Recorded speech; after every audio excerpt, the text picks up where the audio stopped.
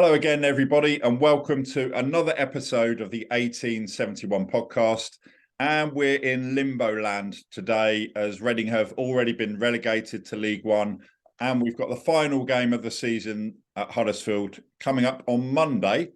So we thought what we do on this episode is continue with our Reading FC Top 100 series, which started on our 100th episode. So Johnny and I have already selected our top 25 favourite Reading players each. And on this episode, we'll be looking back on 10 of our most memorable Reading games each. So potentially 20 games, potentially some of the games will be on both lists. Johnny doesn't know what's on my list. I don't know what's on Johnny's list. So we'll find out shortly. And then just to let you know, on tomorrow's episode, we'll also be choosing 5 memorable Reading seasons each. And that episode is available from 10 a.m. tomorrow. And coming soon in our Reading FC Top 100 series, we'll also be choosing our top 5 managers and 5 influential people in Reading's history.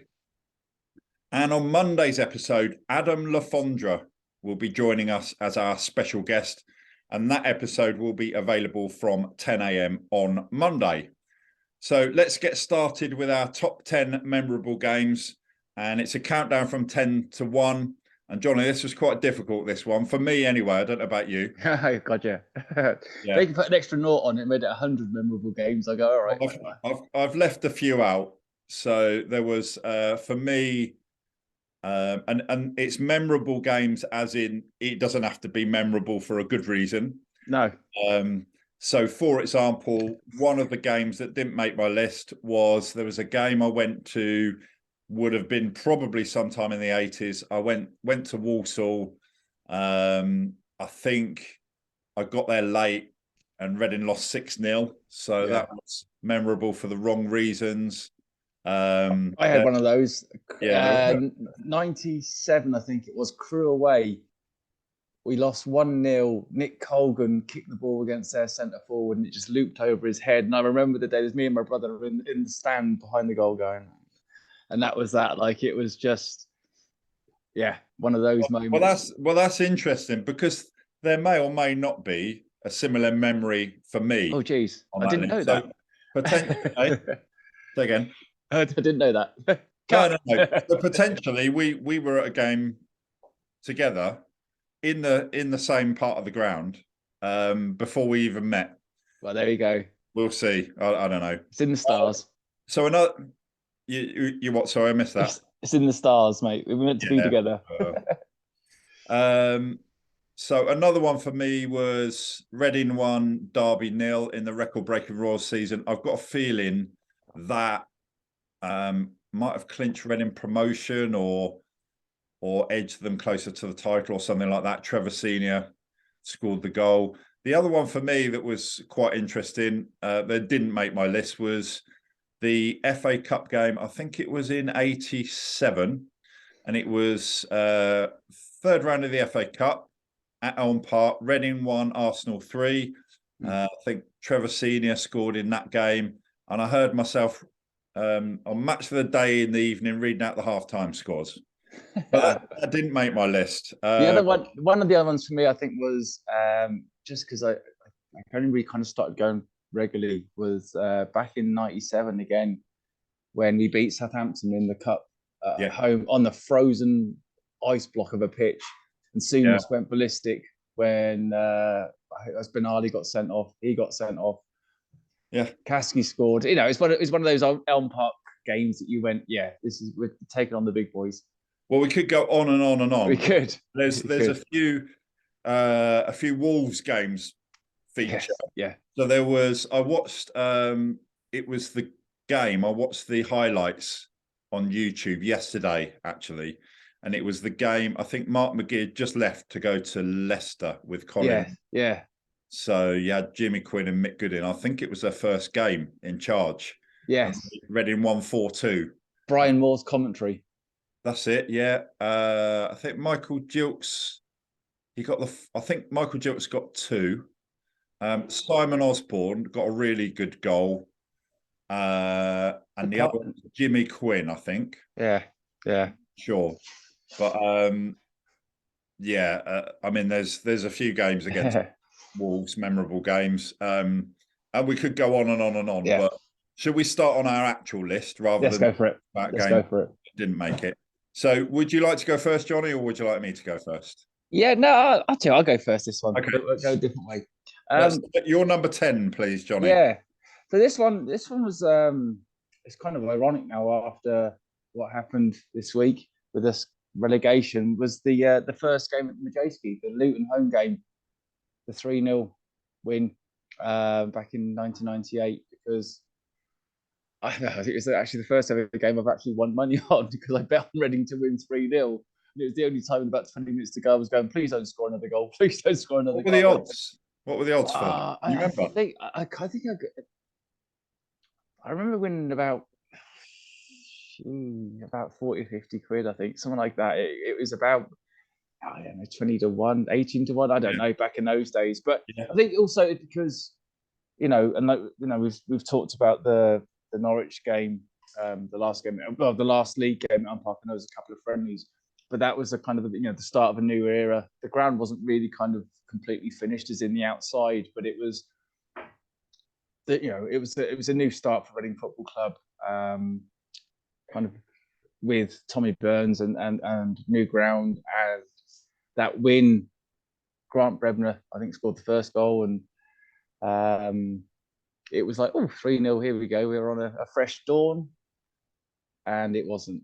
Kind of sounds kind of maybe familiar to 25 years later, and here we are. Yeah, and I don't know if this one is on your list, but of course the last game at Elm Park, was it against Norwich? Not last league game against Norwich. Yeah, I was there for that. The 1-0 defeat, wasn't it? And then we had a couple of friendlies at Elm Park. Chelsea, I think, and Sheffield Wednesday. I think Murty made his debut in one of those. Yeah, but yeah, that was a horrible end to a wonderful ground, wasn't it? And then it was that fresh start. It was So that's my number 10, and I think just because it was a pivotal moment again in the club's history, wasn't it? Well, my number 10 is definitely not a memorable game in a good way in terms of the game itself. It was more to do with the trip. So it was an away game. It was Blackpool 0, Reading 0. I think it was in 1989. And I don't remember anything about the game, but I remember the trip. And the reason I remember the trip is we went up on the supporters coach, and there was someone I've been friends with on the supporters coach, a Reading fan called Mark Overin, who used to go to the same school as me, been friends for a very long time. Big Reading fan back in the 80s and 90s. So we both went up on the supporters coach. I think there were a couple of other Reading fans and friends that we knew that were with us. So we went up. I think it was an evening game. I can't remember, but anyway, it was 0-0. It was a horrible game. I don't actually remember anything about the game. All we wanted to do after the game was get on the coach and go home. So Blackpool to Reading, it's a long drive. Yeah. And then I've got to get home from Reading to Twyford. So we came out of the ground, we found the coach, we got on the coach, we just want to go home. We're in Blackpool. Guess what happened next? You didn't Only Fools and Horses. The coach blew up. No. Even worse. That would have been a good excuse for the coach not leaving straight away. The coach driver thought it would be a great idea to do a tour of the Blackpool illuminations. So wow. my fellow Reading fan, and this went on for about an hour, I think. So we'd seen this terrible game, 0-0, up at Blackpool. We just wanted to go home. The coach driver wanted to do the Blackpool illuminations. So Mark Overin actually walked to the front of the coach. Come on, mate.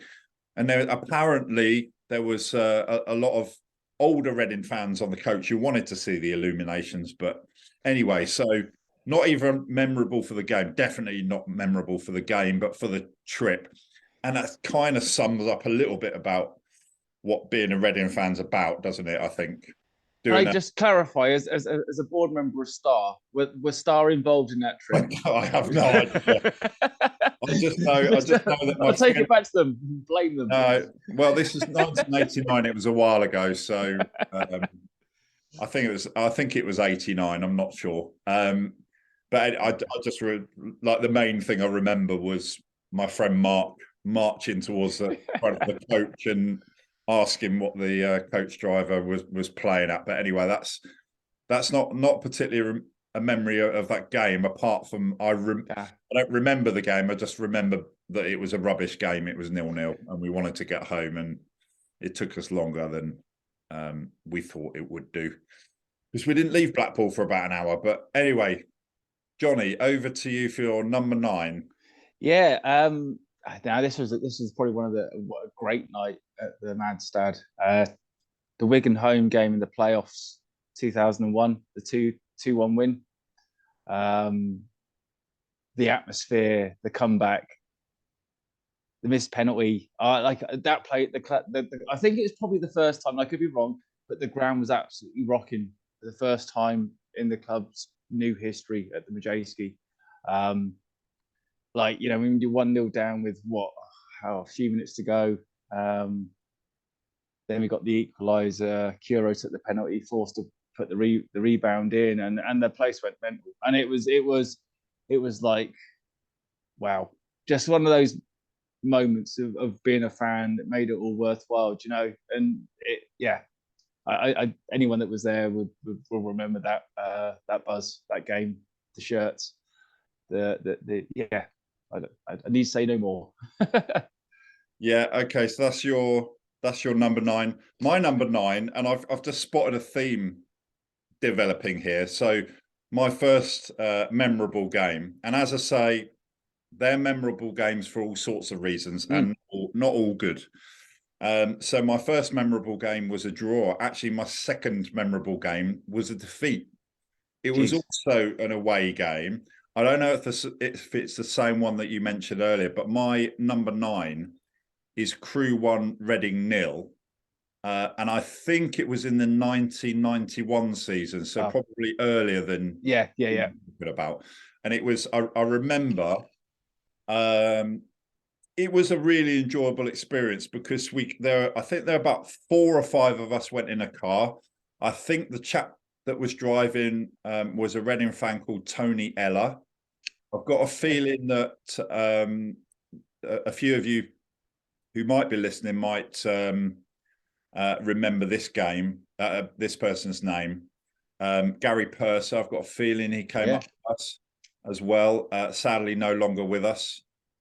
So we all got in the car, lots of banter. We stopped off at the motorway services on the way up to Crewe. I can't remember if it was a weekend game or an evening game. I got a feeling it might have been an evening game, but I really can't remember. I think it was in the 1991 season, might have been in the February of 91. And what I really liked about Crewe is you could stand, it's almost like a non-league ground. So you could stand behind the goal, and there was literally about 6 steps behind the goal. So wherever you were, even if you were right at the back behind the goal, you were really close to the goal. Yeah. And it was just such a great atmosphere, such a great trip. We lost the game, but possibly one of the most enjoyable defeats I've ever seen as a Reading fan. Craig Hignett got the goal. Oh yes, as always. So and he was a good striker, wasn't he? But I don't think it bounced off. I don't think it was a clearance and bounced off him. I think we're talking about 2 separate games, aren't we? But no, that was interesting that we've both mentioned a Crewe away game that Reading lost. But yeah, I just and again I go back to what I said about the first game on my list at number 10. This one it's kind of what it's all about being a Reading fan. Sometimes even when your team loses, you still have an enjoyable experience, and that was my that was my memory. That was my experience that day, because we watched the game, we were cheering the team.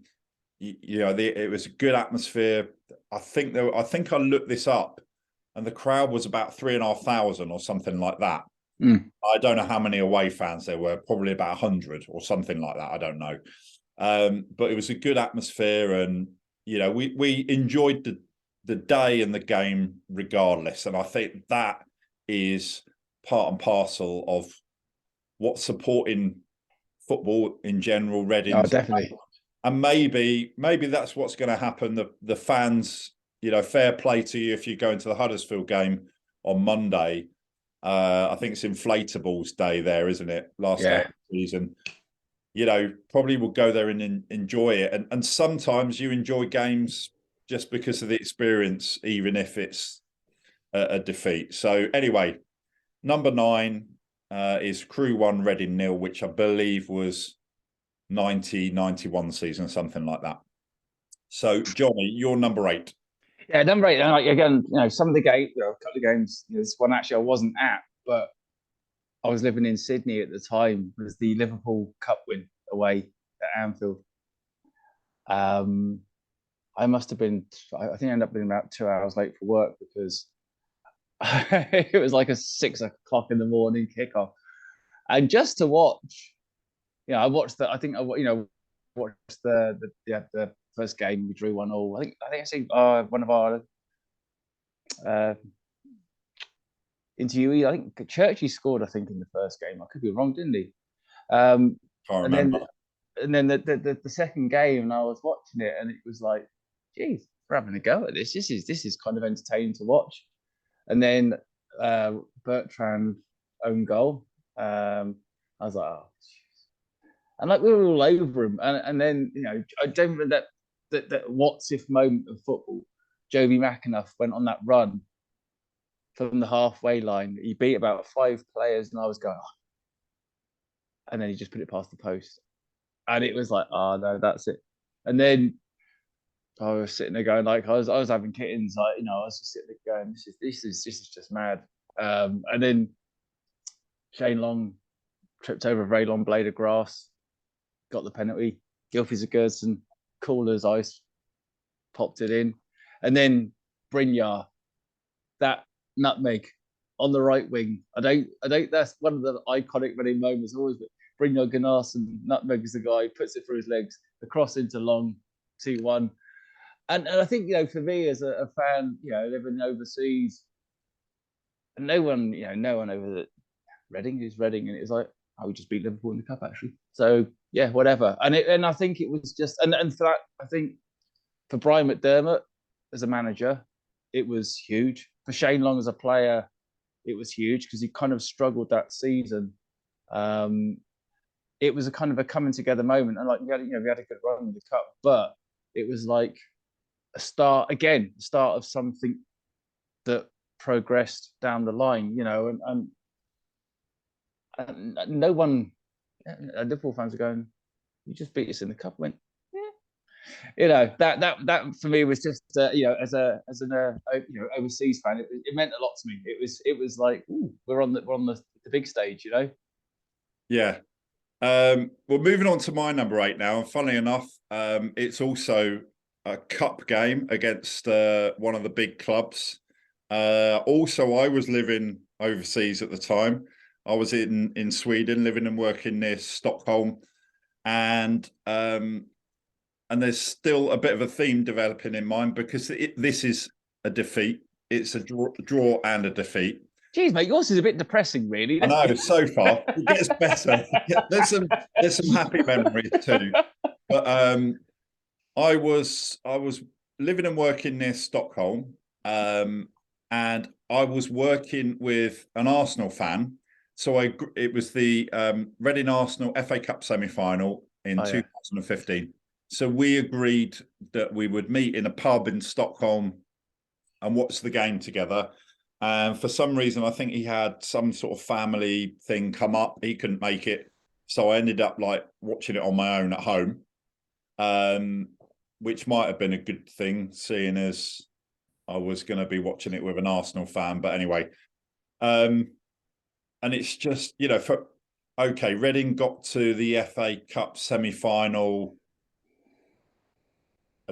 Was it 1923 or something like that, wasn't it? Yeah, something like that. Yeah. We were kids back then, Mark. But Against Cardiff. Yeah. Well, 1913. I was. You'd only just been born. So yeah, it was in the, what was it, 1925, something like that, wasn't it? Mm. Sounds about right. And it was against Cardiff, 3-0 defeat, I think. Yeah, somebody might be. I'll look it up afterwards. So it was Reading against Arsenal in the FA Cup semi-final 2015. Alexis Sanchez scored in the first half for Arsenal, and we thought, oh, here we go. But actually, Reading were giving it a good go. And then we equalised. Gareth McCleary in the second half. What's going on? And similar to that game that you described, Reading against Liverpool. And obviously this was a decent period in the club's history. So we equalised. The game went into extra time, and then that infamous Adam Federici mistake. In a way, it wasn't even that much of a terrible error. It just looked bad, I think. And it was, he apologised for it. I don't think he needed to. But the ball it was Sanchez again. The ball sort of squirmed underneath him, didn't it? Yeah. I was there. I was there for that game. Great day out, but it was just I think anyone watching overseas, home, whatever, no one thought we'd give them the game we did. And we actually took the game to see them, and we could have won. So, Johnny, let me just go through my three so far. And I think this sums up what being a Reading fan is all about, because my number one was boredom, along that lines. So we've had a few of those games watching Reading. Number two was an enjoyable defeat. We've probably had a few of those games. And number three was heartbreak. We've had a few of those. So that's my number 8. Reading's 2-1 FA Cup semi-final defeat. And the reason I mentioned the game in 1925 or whatever it was is that, in a way, I think probably to get to the FA Cup semi-final in 2015 was a much bigger achievement than it was in 1925, 26 or whenever it was, against Arsenal, and to go so close. So that's my number 8. Johnny, over to you for your number 7. Well, this is a Wolves one. This is a fun Wolves one, and I think a lot of people might like this one. Stuart Lovell, 2 goals. Yes. 1997. And again, I actually wasn't at the game. I hold my hands up. I was living up in wherever I was, up in Cambridgeshire at the time as a nurse and doing whatever. I was following the game on teletext. Do you remember the days of that? Oh yes. I was going, because we were kind of near relegation. We were okay, whatever. But it was McGee's Wolves, wasn't it? And everyone was up for it. And it was like I think that was it, Atkins or whoever scored in the 75th minute or something daft like that. And I was sitting there going, bleep, bleep, bleep, bleep, bleep, bleep. And then, like, the teletext used to refresh. Yeah. And I was going, we just scored 2 goals in a minute. And I was like, I was running around the house all the time. And it was just, I think, like, people at the game, I've watched it on, the highlights of the game, and just, Gilksy got took out a few times by the Reading players. McGee was going off on one, and I was a Reading fan at the time. Went, yeah, whatever, McGee, because they were challenging for playoffs, I think, and it was just like, yeah, karma, mate. It was, and Archie had kind of not had a great season, but it was like 2 goals in front of the South Bank.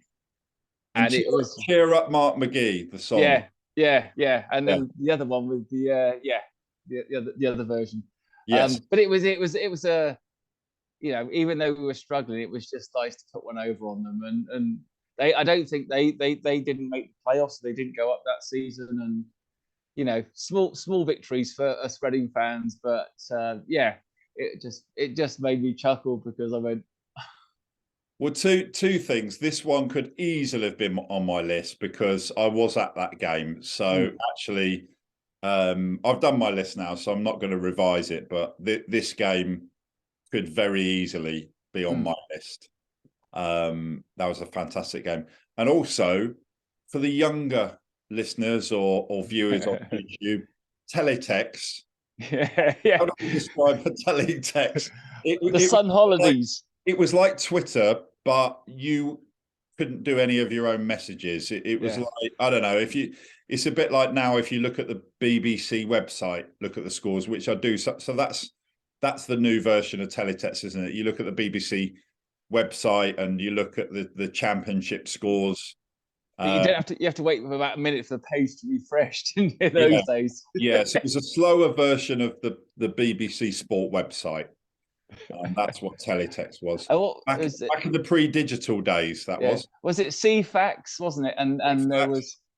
Yeah, and then all the channels. So back in the day, we only had 4 TV channels. Well, we had 3, wasn't it? Yeah. Anyway, let's not go there. But, but yeah, it was a sort of very slow version of the BBC website and very pixelated as well. Yeah, wasn't it? It was Anyway, let's not dwell on old stuff that happened a long time in the past. So what's yours? Yeah, my number 7, and it gets really good now from now on. Not necessarily all of them, but this next one. I was so in the. I don't think I've got any games in my list from the 106 season, and the reason for that is because I was living in Dubai, and I did come back. I did see a few Reading games, but when it got to the Premier League season, the first season in the Premier League, when I lived in Dubai, I could watch all of the Premier League games.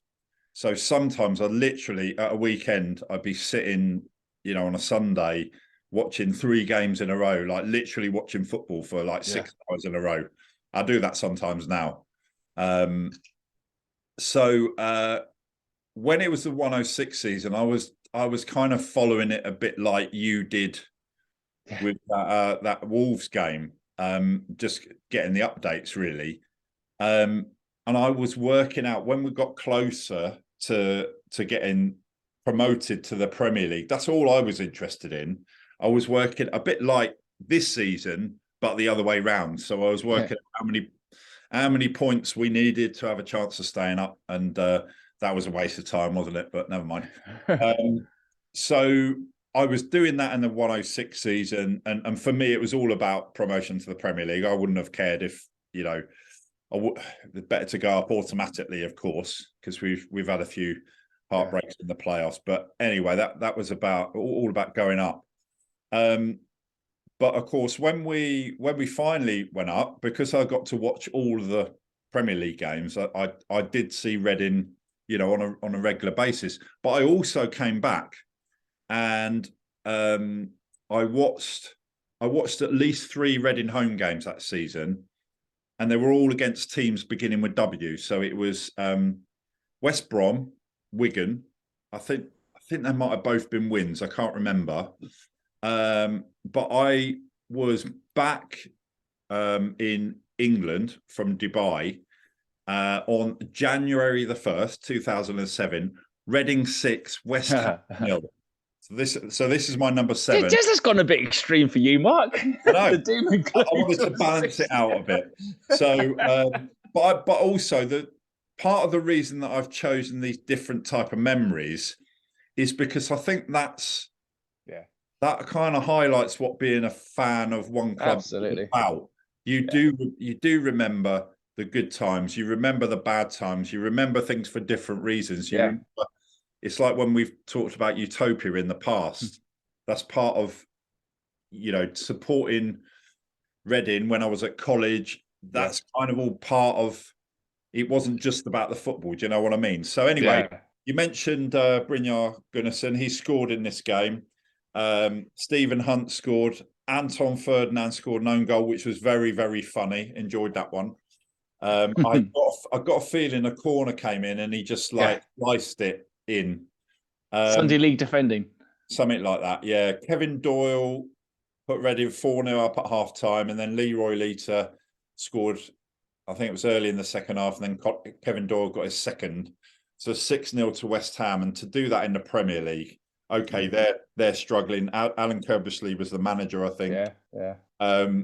But for Reading to have a 6-0 win in the Premier League against an established club like West Ham, that was that was a fantastic day. So that's my number 7. 1st of January 2007, Reading 6, West Ham 0. So we're now into number 6 on your list, Johnny. What's your number 6? Yeah, this one is a really personal one, mate. There's a couple of that I'll talk about. This one was Gillingham at home in April 2000 on a Friday night. We drew 2-2, and it was the last game I went to with my dad, who was not well, living down in Bournemouth. Cut a long story short, hadn't seen for a long time, but we came up to Reading to have a day out, which I'd never been to Reading with my dad as an adult. So he showed me around some of the old pubs that he used to go to, the Boar's Head, Spread Eagle, whether they were there or not at the time, but the sites, the Roebuck Inn, I think was one of the other ones. And then we went and watched the game that night. And it wasn't about the football. It was about the day. My dad made corned beef sandwiches. We got the train up from Bournemouth. There's something like, I was, how old was I then? 28. I couldn't do it when I was younger because my dad wasn't around and not well and different things. There was that season, I think Kasky scored that night when he scored about 500 goals that season to keep us up. And it just meant it was a very big personal thing to me as a Reading fan that I could go and watch a game with my dad. As you know, your dad, Mark, those moments are priceless. And I lived in Early as a kid, Sidmouth Grange Road. One never knows that, and I hadn't been back for a long time with my dad. So to do that, to do the experience, even though he wasn't well, bless him, and I can't say any more than that. It's a personal experience, mate, isn't it? But it meant the whole world, even though it absolutely destroyed him tired-wise. He loved it. It was one of his favourite experiences before he passed.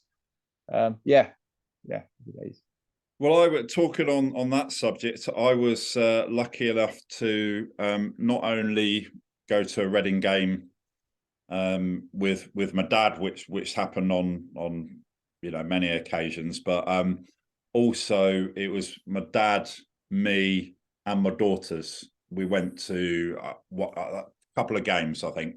Yeah. A few years ago, it was I think the first game that my daughters went to was when Reading lost something like 3-1 at home to Sheffield Wednesday, and Lucas João scored for Sheffield Wednesday, and then he scored for Reading. So that was my daughter's first game, and my dad was there as well. So I got a couple of memories like that as well. So Johnny, coming to my number 6, it is a draw, this one. So far I've had a draw, a defeat, a win, and this is a draw. But this is one of the greatest draws in the history of Reading Football Club, I reckon. And I'm sure you and plenty of Reading fans will agree with that. It was Brentford 1, Reading 1, 2002. That was our last game in the 3rd tier before we got promoted 21 years ago, that late Jamie Curitan equaliser. I was working at that time with a Brentford fan. Yeah.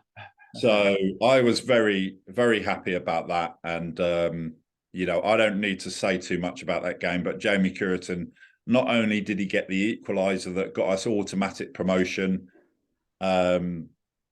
and sent us up, and instead of Brentford, because I think Brentford went into the playoffs, didn't they? And then they didn't go up. Yeah, I think that's right, isn't it? Yeah. So not only was it a really important equaliser, but it was a brilliant goal as well, wasn't it? So class. So that's my, most Reading fans know about that game, so I don't need to talk too much about the game. But yeah, that kind of led to the possibility of my first child being called Jamie. But then we had a daughter, so we could have been called Jamie, but I've got a story to add to that later on in yes, this you one. told me about Jamie, or I'll add to that one later on. Huh? One of your friends has got a That game might come up a bit later on. Okay, all right. Okay, well, let's move on then. We're moving into our top fives. So what's your top five memorable Reading game, Johnny? Well, this is the add-on to the last one. This is the first game I ever went to as a kid with my dad. Bournemouth away in November '81. 1-0 defeat in the cup, if my memory serves me right. And I'm sure people that are very stato and whatever, that all I remember is watching, and I think Kerry Dixon played, I think Neil Webb played, I think Nigel Spackman played for Bournemouth. It was I was living down that part of the world. It was the first game of football I went to my dad. I was only 9 years old. Just because living circumstances. I remember aside to that, I think it was '84. I went to watch Bournemouth beat Man United, who were the cup holders, 2-0. Dean Court. Yeah, '84 season, I think it was. Bournemouth won. I've got a vague recollection. This isn't about Reading now, but was Eddie Howe playing for Bournemouth in that game? Eddie Howe. Geez, I don't know. It was. I remember Big Ron was manager of United, and they were huge at the time. They came down to little poxy Bournemouth and they smashed them, and it was brilliant. Like at that stage, you went to watch games of football because you just love football. But it was the start of my football journey with my dad. It's long gone now, but it was just, geez, this is something unreal that the old Dean Court has probably moved about 14 times around in different angles. But you don't forget those moments. Like, I talked about the podcast with my dad's experiences at Reading with my brothers. That was my first one. It was a defeat, but I don't think we're ever going to win the FA Cup that season. So I'm okay with that. All right. So my number five is Reading 3, Middlesbrough 2, 19th of August 2006, Reading's first ever Premier League game. 2-0 down. Gareth Southgate, the future England manager, was manager of Middlesbrough. Reading came back to win 3-2. Kitson and Sidwell scored late in the first half, and Leroy Lita got the winner, the third goal in the second half. And that was our introduction to the Premier League. We're 2-0 down. And then we come back, win 3-2. I think Middlesbrough had Stuart Downing, Mark Viduka. Good side. Yeah, they had a player called, I had a look at this before we did this episode. They had a Italian player called Macaroni on the bench. I can't remember his first name. Yeah. Massimo Macaroni. Massimo Macaroni was it. Stuart Downing, Mark Viduka. Sounds like a 90s dance song now, doesn't it? Yeah. So anyway, that's my number five. Don't need to say too much more about that game. It was Reading's first ever Premier League game, and what an introduction. And what a season that season was, including that 6-0 against West Ham later in the season. And what a way to start in the Premier League. So that's my number five, Reading 3, Middlesbrough 2 on 19th of August 2006. So your number four, Johnny. I don't know. You might bring this up. I may not be. I don't know. A certain game at Wembley in 1988. Again, poor student. I actually couldn't go. I feel ashamed now as a Reading fan. Obviously, I was a Plastic fan back then. I didn't realise. I followed I was watching the game on telly. It was just like watching Reading at Wembley was just surreal. And to win something at Wembley, and then typical Reading, we couldn't defend it the following season because we got relegated. It was just one of those moments. Again, you go, wow, it's Reading. And I like that whole season was chalk and cheese, up and down, on whatever you want to call it. But Reading made their mark. Again, like you say, like everyone knows what the game was about, but for me it was like, and like the kids I was at school with back there, or just leaving school, Reading. Like it was again back in those days, 80s, Liverpool, Man United. Reading didn't come into the Somerset zone of football fans, I made a mark. Yeah. All right. Well, you may or may not find out fairly soon whether that game's on my list, but moving on. My number 4 is a game from October 1985. Newport County 0, Reading 2. 12th of October 1985. Reading broke the record for most wins at the start of the season. So at that point, it was the 12th win from the start of the season. Reading were in Division 3, which was the equivalent of what would now be League 1. Stuart Bevan and Kevin Bremner got the goals. Just fantastic. I was at the game. My dad was a director at that point. And yeah, just a fantastic game to be at. And the kind of ironic thing was that I think Stuart Bevan had been at Spurs as a youth team player or something like that. And Spurs had the record previously. They'd won 11 at the start of the season in the 60s or something like that. So a former Spurs player broke the Spurs record. And Kevin, I always loved watching Kevin Bremner play and score. Just for anyone who doesn't remember Reading back from those days, Kevin Bremner was a sort of a Erling Haaland on steroids. Yeah.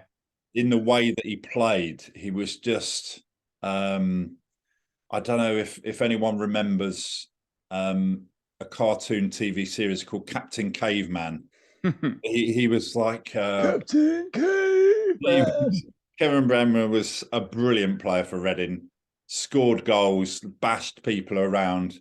If only Reading had a player like Kevin Bremner now. But yeah, Stuart Bevan, Kevin Bremner scored the goals. So it's Newport County 0, Reading 2.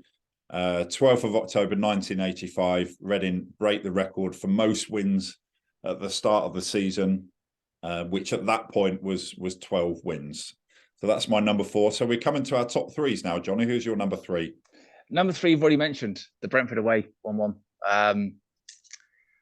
Look, again, it's the personal memory stuff for me that one of our best friends, Rob McGowan, we did the 4 pubs, I think, that day, and it was just a special day because, that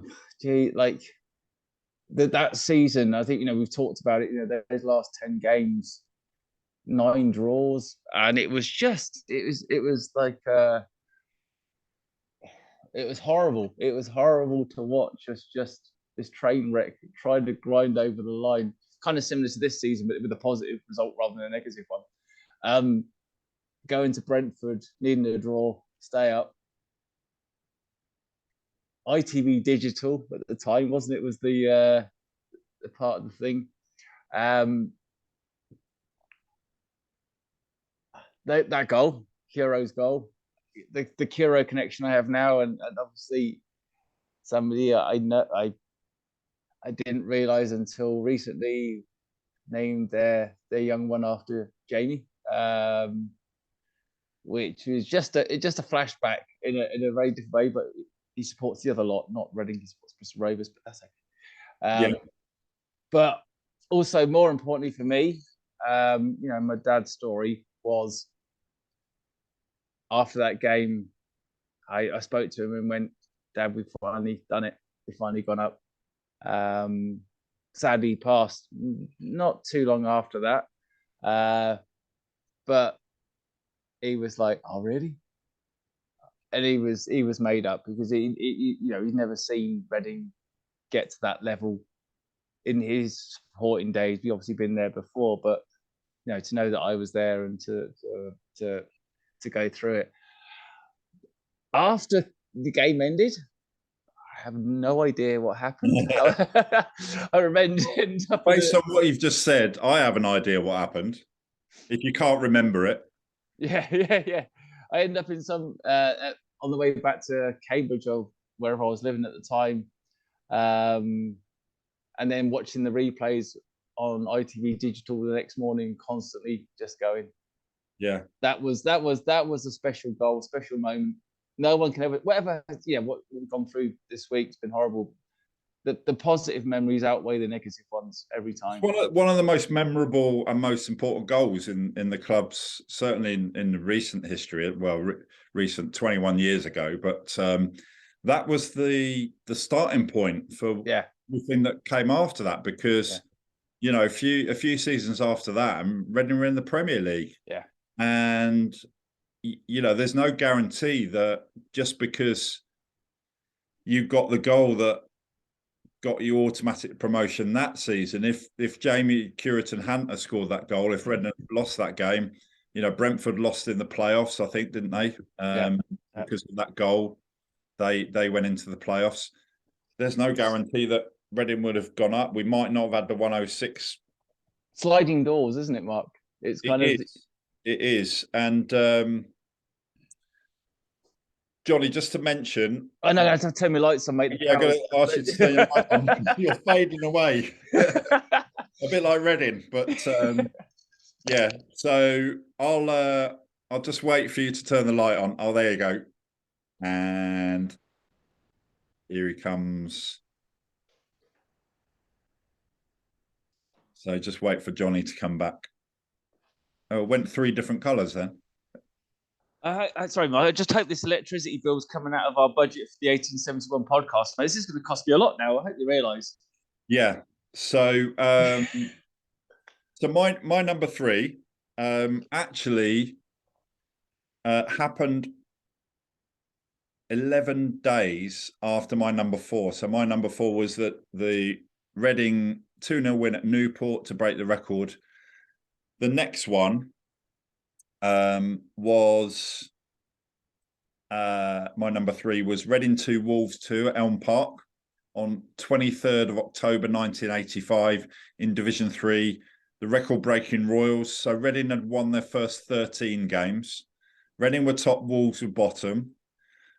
Steve Bull was playing for Wolves.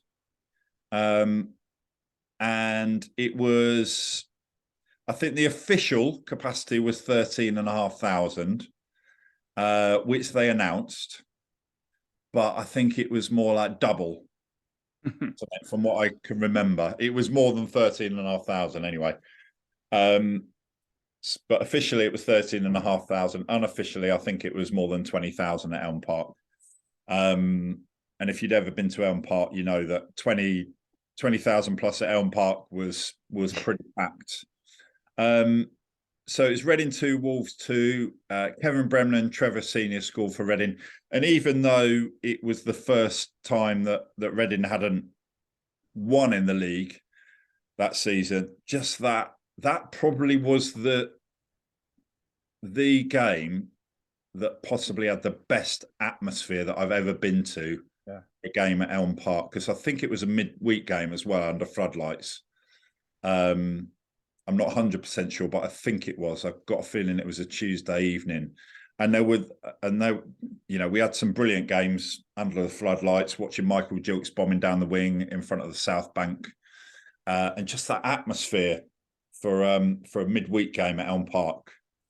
You're never going to get that Madejski Stadium, Carly Stadium, or whatever else it might be called in the future. You know, and that's why I think a lot of Reading fans have got happy memories of Elm Park. Absolutely. Because of that atmosphere, because it was a small ground, because you were close to the pitch.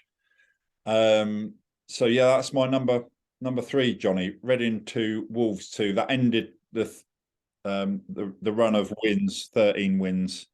But we'd already broken the record by then. I think the previous game was 1-0 against Lincoln. I've got a feeling Steve Wood might have scored the goal for the 13th win. Can't remember. But anyway, that's my number 3. Reading 2, Wolves 2 in 1985. So down to the top 2 now, Johnny. What game made it for your number 2 memorable Reading game? It was Crystal Palace. We drew 2-2 after beating Forest on the Tuesday or Wednesday night. Saturday, we was hoping Jason Roberts got sent off back in 2012, but we were promoted. Then I think there was a group of us in the walkabout that night watching Middlesbrough play Southampton, and I think we were hoping that we're going to be champions. Became champions. Personally, for me, I've met so many people from that night that became friends. Math, who's been on the podcast, Emma, loads of people. That night to me was a special night. I come over from Australia on holiday with my little one, Lily, who's now not so little. Came over for the Forest game. That was brilliant to see us, get promoted. That night was the walkabout, and anyone that was there with the left side of the pub, with the right side of the pub. It was just as a happy moment as a Reading fan for anyone that was there. It was just surreal. The way the game turned out. Middlesbrough drew, so we won the league. And you see the player celebrations. What they did, we did to the same degree, and it as a fan, it meant a lot. Things that people may not understand, but coming over from there to watch it, to be there for it, for these special moments. We all have our own special moments, as we've talked about already, but that was huge for me. Yeah.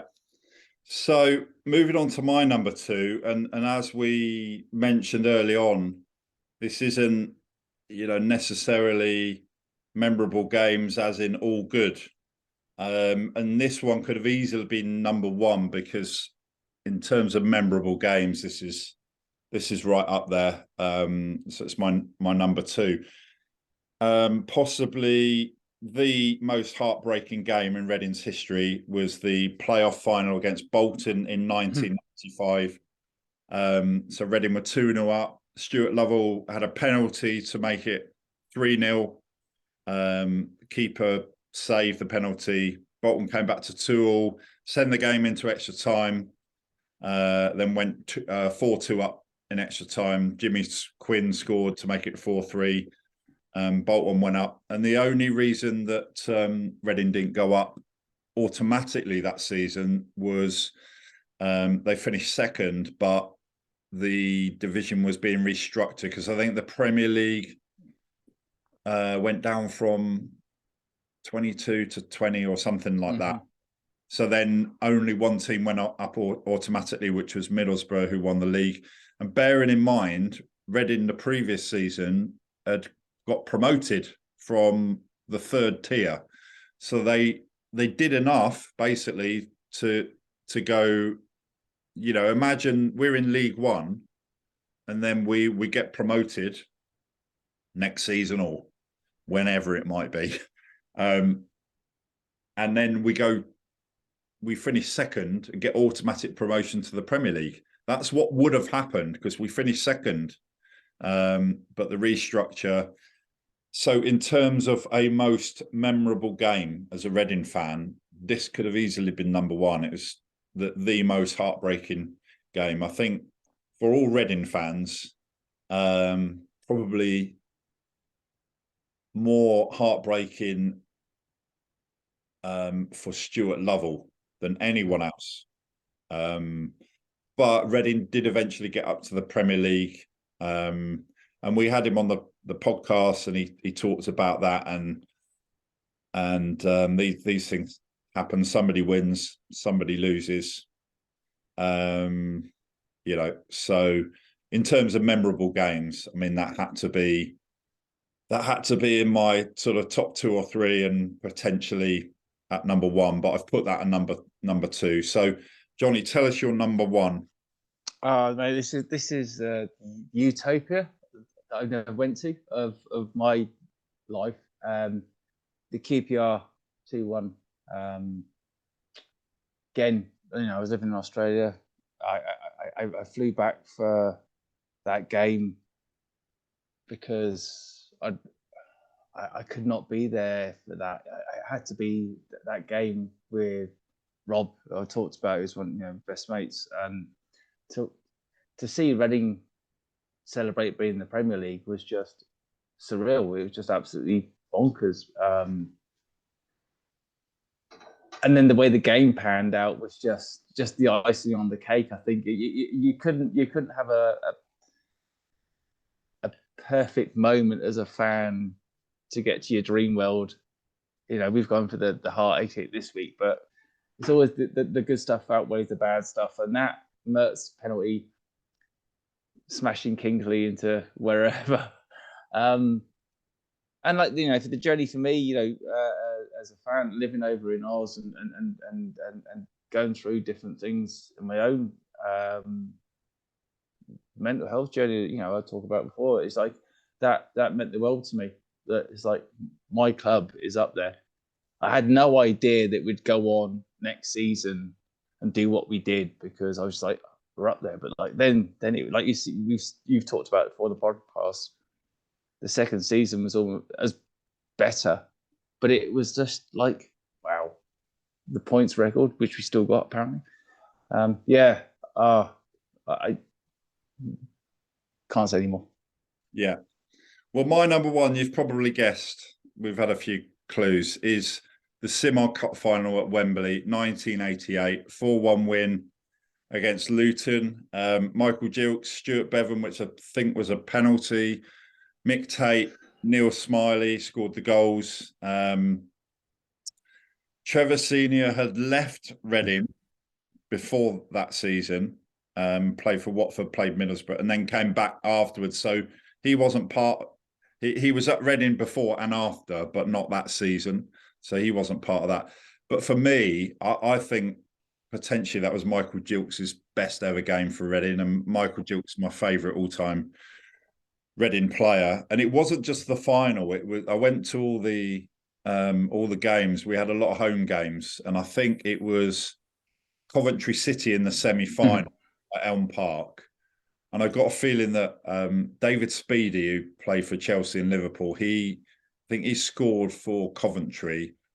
And I remember him, he jumped up, I think this was in the semi-final at Elm Park, he jumped up on the fence at the away end, celebrating with the away fans. And then I can't even remember who scored the goals for Reading to get us through to the final. But that final, and Martin Hicks lifting the trophy. So, yes, it's the Simod Cup. I think it was the full members cup, wasn't it?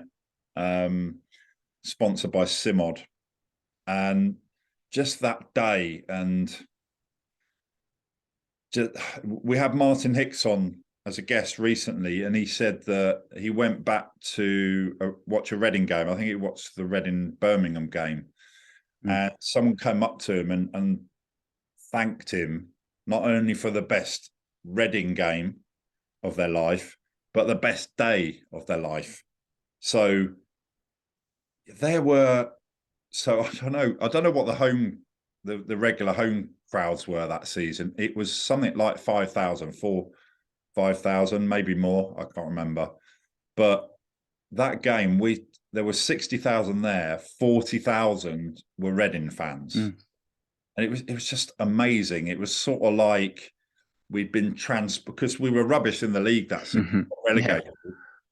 but we were transported into some sort of dreamland, and to see Michael Gilks play the way he did on that pitch, and even Martin Hick was taking the ball out of defence, and we had Keith Curl at the back as well because Steve Wood had left by then, I think. Amazing. So probably in terms of most memorable games, I've got it that way round. The Bolton game kind of, in a way, is more memorable for the wrong reasons. But yeah, I just wanted to put the Simod Cup final at number one. So Johnny, just go through your list. Number 10, just list them out in 10 to 1 order. Jesus. Luton home 10. Wigan, the Luton home 3-0, Wigan home 2-1, Liverpool away 2-1, Wolves home 2-1, Gillingham home 2-2, Bournemouth lost 1-0. Where are we now? Simod Cup 4-1. Brentford 1-1 away. Palace 2-2 at home, and then the QPR 2-1. Yeah. But like, mate, we could be here for I know. a week, can we? I mean, we almost, I started doing them in date order, but then I thought, well, let's do it as a countdown. I mean, there were a lot more games that got left off that list than. Oh God, yeah, different memories, doesn't it? Different experience. The other one I go back to the negative one was the Arsenal 7-5. I was sat in a pub in Dublin, watching us 4-0 up at Arsenal, going. And a 7-4 as well against Portsmouth. Yeah, like those kind of games you go, oh my God. Yeah. All right. My 10 to 1 countdown is number 10, Blackpool 0, Reading 0, possibly 1989. That was when the coach driver decided to do a tour of the Blackpool lights after the game. Number 9 was Crewe 1, Reading 0 in circa 91. Craig Hignett getting the goal for Crewe. Number 8 was Reading's FA Cup semi-final defeat against Arsenal in 2015. Number 7 was the New Year's Day 2007 game, Reading 6, West Ham 0 in the Premier League. Number 6 on both of our lists, Brentford 1, Reading 1, 2002. Last time Reading were in the third tier, Jamie Curitan getting the equaliser to secure automatic promotion.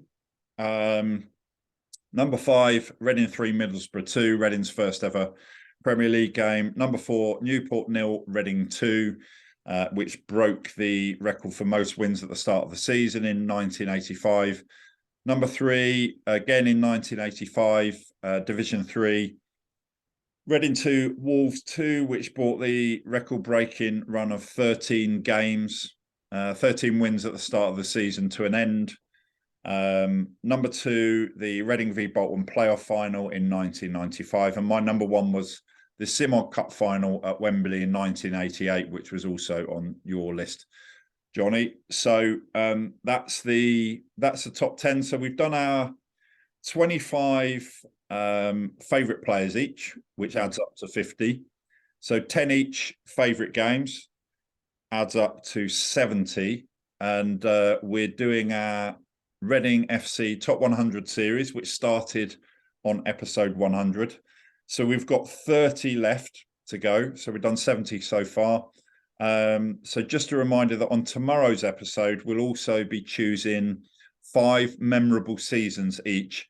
And I guess at least a couple of the seasons on our lists will be the same for that one, Johnny. I think that one is going to be easier than this list somehow.